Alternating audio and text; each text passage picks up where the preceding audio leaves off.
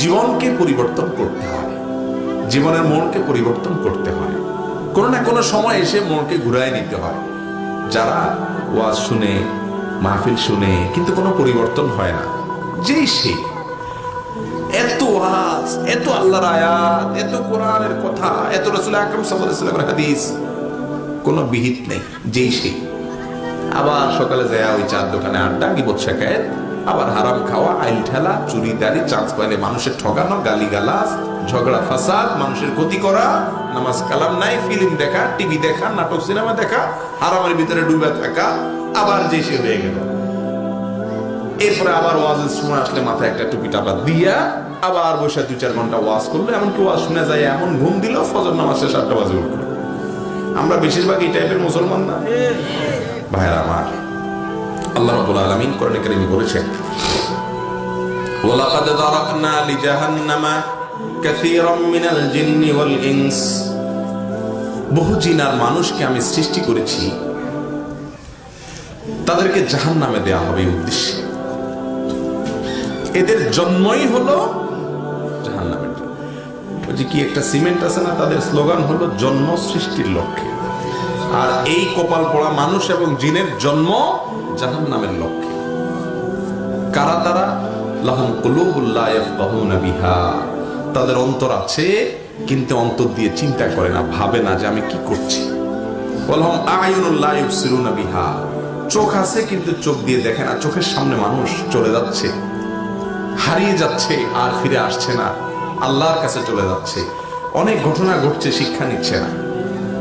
লাহুম আযান ওয়া লাহুম আযানুন লা ইয়াসমাউনা বিহা, কান দিয়া শুনছে আল্লাহর কথা, রাসূলের কথা, কিন্তু ভিতরে ঢুকছে না। এই মানুষগুলোকে আল্লাহ বলেছেন উলাইকা কাল আনআম, তারা চতুষ্পদ জন্তুর মতো, লাহুম আযাল, বরং তার চেয়েও খারাপ।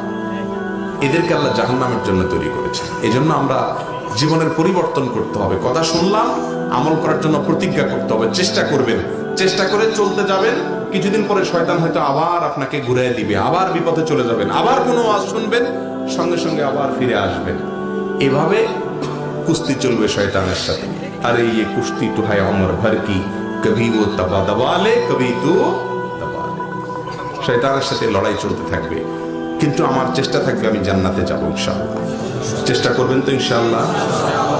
অতএব আজকে নিয়ত করে নেই, এমন কোন মানুষ যদি থাকেন এই মজলিসে, নামাজে গাফলতি ছিল, 3 ওয়াক্ত পড়তেন, 1 ওয়াক্ত পড়তেন না, 4 ওয়াক্ত পড়তেন, ফজর পড়তেন না, বা গাফলতি ছিল, তারা তওবা করেছেন, মালিকের সাথে কথা বলে হালখাতা করেছেন, আল্লাহ আমি ভুল পথ থেকে সরে আসলাম, এরকম নিয়ত করেছেন কোন মানুষ, তার একটা হাত তুলে দেখান।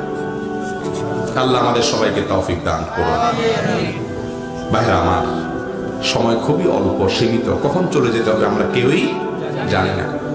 এই জন্য ওয়াজ শুনে রাখলাম, দেখা যাবে আমল করার জন্য বহু বয়স আছে।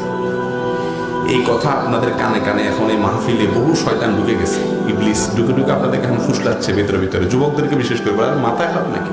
এই মৌলবীর ওয়াজ শুনে এখনই কাইতে যাওয়া চান তো? আরো কিছুদিন করো আকাম কুকাম, আরে পুরো জীবন পড়ে রয়েছে, মাথা খারাপ। এই বয়সে দাঁড়িয়ে রাখবা, তাই রাখলে বলবে জঙ্গি, রাজাকার, এটা সেটা, মাথা খারাপ। আরো কিছু আকাম কুকাম করে নাও, দুনিয়াটা মস্ত বড়, খাওয়া দাওয়ার ফুর্তি করো। এই কথা এখন ইবলিস ভেতরে ভিতরে বুঝাবে। আল্লাহ রাব্বুল আলামিনের কাছে তৌফিক কামনা করেন, মানুষ চাইলেই ফিরে আসতে পারে না।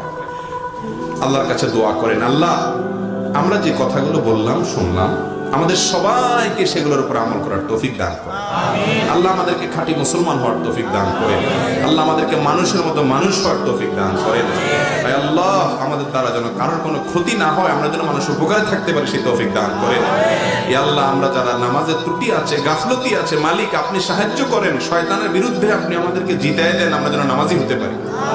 আমাদের মা বোনদেরকে আল্লাহ পর্দা পশিদার সাথে চলার তৌফিক দান করেন। আমাদের চক্ষুগুলোকে আল্লাহ তাআলা হেফাজত করার তৌফিক দান করেন।